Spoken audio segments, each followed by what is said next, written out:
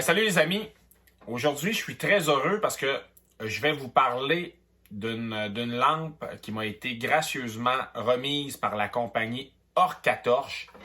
Il s'agit du modèle D910V, une lampe vidéo que j'utilise moi aussi en photo. Elle fait la vidéo, mais elle peut faire de la photo aussi. Et aujourd'hui, je vais vous faire une critique de ce produit-là. Je vais vous parler des tests que j'ai fait avec cette lampe-là parce que je l'ai amenée sous l'eau. Je l'ai comparé avec l'éclairage dont je me sers d'habitude. Ma lampe principale, moi, je travaille avec Light Motion. Je suis avec la 8000 Lumens Video Pro. C'est une lampe qui vaut à peu près 2-3 000 $.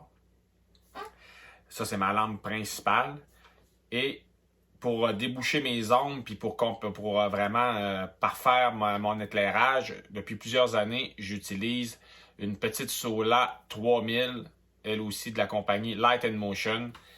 C'est des lampes qui m'ont jamais laissé tomber, qui travaillent super bien, que j'aime beaucoup. Alors là, le défi est grand pour Orcatorche parce que là, évidemment, la lampe, la D910V que Orcatorche m'a envoyée, c'est une 5000 lumens. On peut pas, moi, de la manière dont je travaille, je peux pas utiliser une 5000 lumens pour remplacer mon 8000 lumens. Ça, c'est sûr que ça va rester ma lampe principale. Je l'ai gardée comme lampe principale dans mes tests que j'ai fait avec la lampe. Mais j'ai remplacé la Sola 3000 par la Orcatorche pour voir si j'avais des résultats similaires, si j'étais heureux tout autant avec la Orcatorche D910V qu'avec la Sola 3000. Mais avant de vous parler des tests, avant de vous parler des résultats, je vais vous montrer, on va commencer par regarder la lampe en tant que telle. Première des choses, ce que j'aime beaucoup, c'est qu'elle nous est remise, la dite lampe, dans une valise. Une petite mallette en plastique comme ça. Moi, je trouve ça super, ça. D'habitude, les lampes, on va les recevoir, puis il va y avoir des pochettes souples. Ça protège pas beaucoup ces accessoires de photo sous-marine, qui coûtent quand même cher. Hein?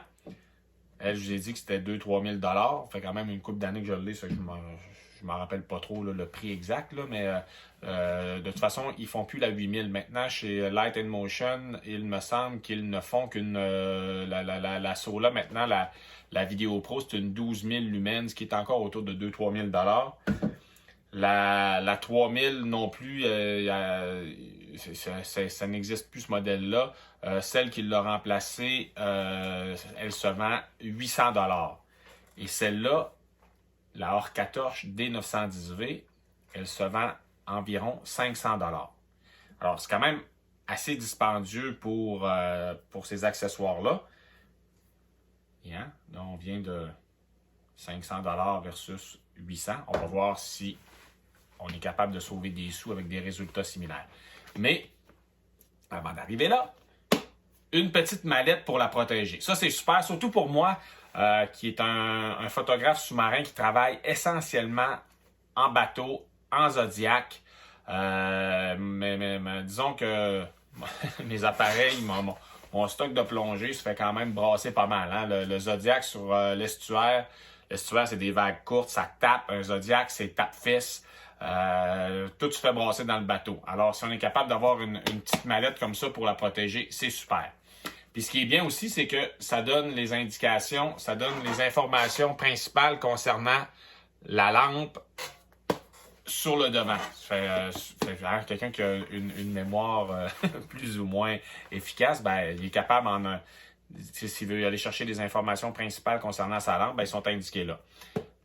Ce que ça nous dit, 5000 lumens, temps de recharge, 2h30. La durée de la lampe. Là, ça nous dit sur la valise que la lampe va éclairer pendant 8h50. On s'entend que ça, c'est vraiment si vous l'utilisez à la plus faible intensité. La D910V, offre 3 options d'éclairage. 5000 lumens, comme on a dit. Après ça, elle peut faire du 2000 lumens ou elle peut faire du 500 lumens. 500 lumens, là, c'est vraiment pas fort, là. J'avais avant le strobe Darklight, là, puis lui, c'est ça qu'il y avait dessus, là, du 500 lumens, puis il n'y a rien à faire avec ça, là, c'est vraiment pas assez fort. Alors, si vous l'utilisez à 500 lumens, oui, elle va durer presque 9 heures, mais ça ne vous donnera pas grand-chose. Moi, je l'ai utilisé pour le test, je l'ai utilisé à puissance maximale, soit 5000 lumens, et puis ça durait plus en eau froide, là, je dirais que ça durait plus quelque chose comme 1 heure et quelques que 9 heures. Ça, c'est à considérer quand on utilise la puissance maximale. Ce que ça nous dit aussi, c'est que sur la valise, vous pouvez l'échapper d'1 mètre de hauteur, puis elle va être encore correcte. Bon, évidemment, essayez pas ça, là. Ça, c'est important. L'angle de diffusion de la lumière, c'est un 120 degrés. Hein?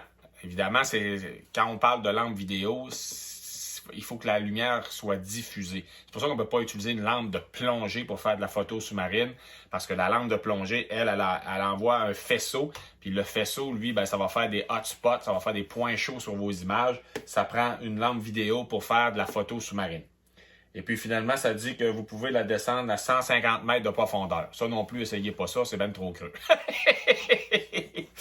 Maintenant, qu'est-ce qu'il y a dans la valise? Comme on pouvait s'y attendre, une petite mousse là, pour tenir la lampe. La lampe en tant que telle, je vous la montre. C'est pas très gros, mais c'est un peu plus gros que la Sola. C'est un petit peu plus lourd.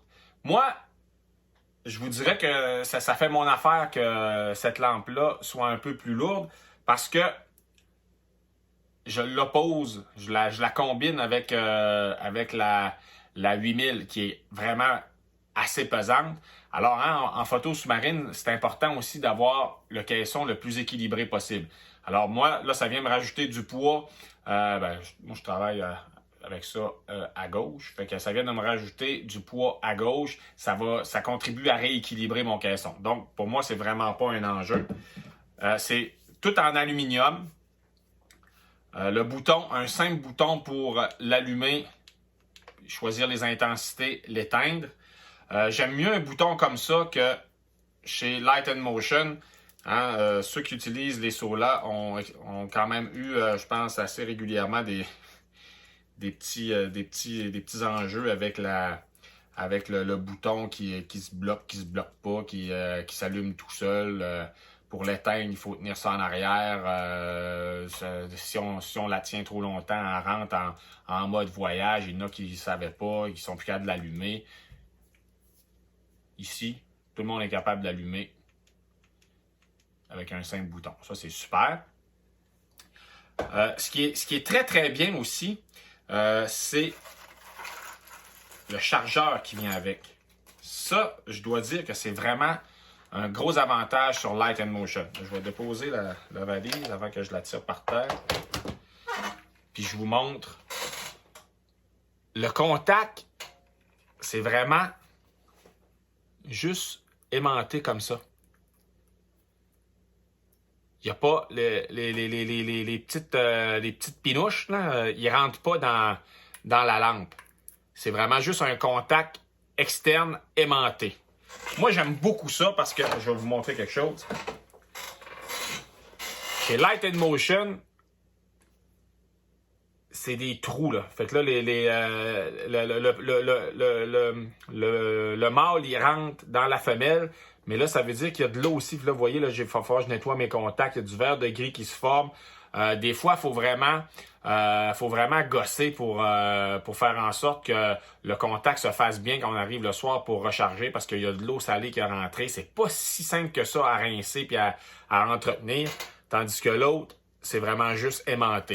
Ça, c'est un gros avantage pour Orcatorche. Dans la valise, qu'est-ce qu'on a aussi? Bon, hein, évidemment, les instructions. On a une espèce de petite bague de caoutchouc de rechange. Là. Ça vient ici en avant. C'est pour avoir une meilleure prise sur la lampe. Et on a finalement la petite clé Allen et puis les vis pour être capable d'enlever la barre head ici. Hein, la barre head qui va s'attacher sur notre caisson avec une pince. Alors voilà, c'est ce qu'il y a dans cette valise-là. Pour ce qui est du test en tant que tel, qu'est-ce que j'ai fait sous l'eau? J'ai commencé par... tout d'abord, j'ai pas changé les ajustements de la caméra quand je passais d'une lampe à l'autre. Hein? Elle, je l'ai utilisée à 5000 lumens. Elle, je l'ai utilisée à 3000 lumens. La puissance, évidemment, est plus grande avec celle-là qu'avec celle-là. Mais c'est sûr que là, moi, j'en avais pas de 5000 lumens chez Light & Motion. Je compare avec ce que je faisais d'habitude. La caméra, j'ai laissé les mêmes ajustements si je passais d'une lampe à l'autre. Hein. Les ajustements que j'avais, j'étais à ISO 400. J'avais un objectif de 16 mm et je l'ai utilisé avec une ouverture de f5.6, vitesse d'obturation de la caméra 1/250e de seconde. Puis là, ce que j'ai fait, c'est que j'ai pris une photo avec Light & Motion, puis toujours évidemment avec ma lampe principale. Là. Ma lampe principale, elle ne bouge pas. Je ne peux pas remplacer ma lampe principale, je le répète, je ne peux pas remplacer ma lampe principale par une 5000 lumens. Alors, je faisais juste remplacer ma lampe secondaire une photo avec Light & Motion. Le même sujet, je gardais le même sujet photo, mêmes ajustements. Une photo avec la Orca torche. C'était une journée pour faire ces tests-là qui étaient... la visibilité était à peu près nulle. Donc, c'était pratiquement des conditions nocturnes pour faire de la photo. J'avais pas de perturbation de lumière naturelle dans mes images. Et sans plus attendre, je vous montre les résultats du test. Puis je vous reviens après, restez là, je vous reviens après avec ma critique, avec mon évaluation de ce produit-là.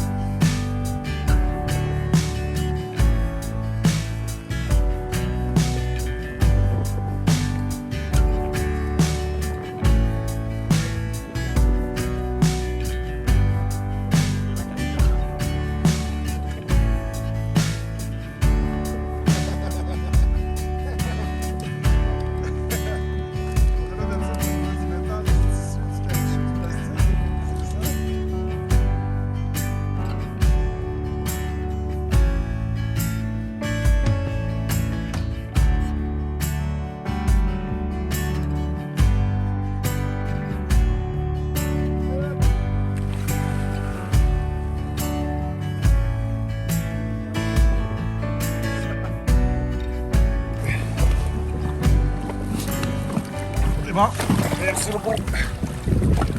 Laquelle, on va l'utiliser pleine puissance. Elle, pleine puissance. Puis elle, je vais l'utiliser à 6000 lumens. On fait des tests comme ça. OK, je vous descends ici. Okay. Je te suis.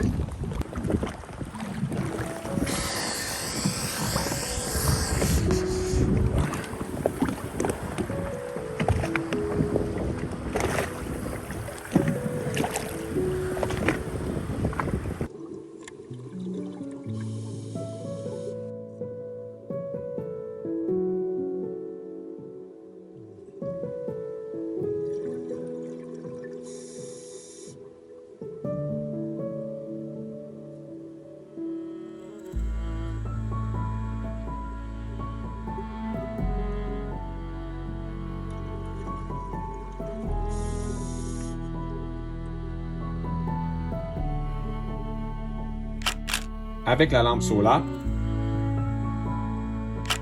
avec la lampe Orca torche. Solar, Orca torche, avec la lampe Solar, Orca torche.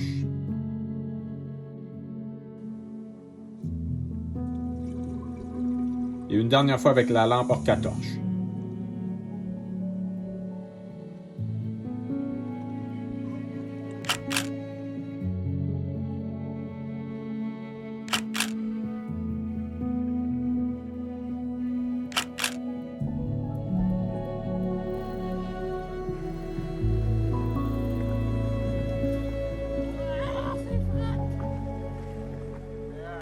Elle, parce qu'elle, elle clignote déjà pleine puissance, puis elle, je l'éteignais quand même de temps en temps. Fait que c'est vraiment bien sérieux. Là, c'est quelle lampe que gagne? Qui vaut 500$, puissant. Celle-là, 2000. Elle, il reste encore. À 6000 lumens, il reste encore une demi-heure. Pas en pleine puissance, ça, mais... Ouais, ça va. Alors voilà, c'était le test que j'ai fait avec la lampe Orca torche D910V. Hein, je l'ai descendu dans les profondeurs glacées de l'estuaire afin de vérifier les performances qu'elle m'offrait, si c'était comparable au système d'éclairage que j'avais jusque-là. Hein, grosso modo, je l'ai opposé à la Solar Light and Motion 3000 lumens. J'ai utilisé celle-là à sa puissance maximale, celle-là aussi à la puissance maximale. Ce qui m'intéressait surtout de vérifier, c'était la durée d'éclairage à ce chapitre. C'est vraiment similaire. Les deux à pleine puissance en eau froide, on fait la plongée. Les deux à pleine puissance ne feraient pas deux plongées. Et c'est ce que je fais moi dans une journée quand je sors en mer. On fait deux plongées. Alors c'est pour ça que la lampe secondaire, je l'utilise jamais à puissance maximale. Celle-là, je ne l'utiliserai pas non plus à puissance maximale. Je vais la mettre à 2000 lumens et je vais l'utiliser afin de sculpter mes scènes avec l'éclairage, comme je faisais exactement ce que je faisais avec la Light and Motion. Je voulais aussi vérifier la qualité du faisceau, la qualité de la lumière. C'est vraiment similaire. Des performances en tout point comparables. Je dirais que la seule différence que j'ai vraiment notée dans ce test-là, c'est que elle, évidemment, c'est 5000 lumens, puis celle-là, c'est 3000 lumens. Alors, elle me donnait plus de puissance que celle-là. Mais c'est tout. Il n'y a aucune autre différence que ça. Maintenant, il s'agira de vérifier sur le long terme la durabilité de celle-là. Parce que, évidemment, moi, ça fait pas longtemps que je l'ai, ça fait pas longtemps que je la teste. Dans 2, 3, 4 ans, est-ce que ça fonctionnera toujours aussi bien? Ça, le temps nous le dira. Celle-là, je sais que c'est un petit char d'assaut. Hein? Elle est venue au Galapagos, elle est venue en Floride, elle est venue au Mexique. Elle s'est fait brasser dans les avions, elle s'est fait brasser dans les bateaux. Ça a beau être du plastique, hein? Contrairement à celle-là qui est tout en aluminium. Ça fonctionne. La pile m'a pas lâché. Recharge comme avant. Offre une durée d'éclairage encore très très bonne. Alors, c'est juste là que ce que je peux pas vérifier aujourd'hui, là, c'est à ce chapitre-là. Pour le reste, je vous dirais que maintenant, c'est clair qu'elle va prendre la place de celle-ci sur mon caisson. À partir de maintenant, je vais utiliser celle-ci.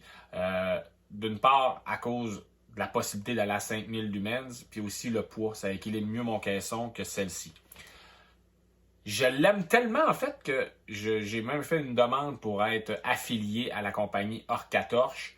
Alors, ça me permet de vous dire, en terminant, que vous pouvez vous l'acheter parce que je la recommande vraiment. C'est un super beau produit.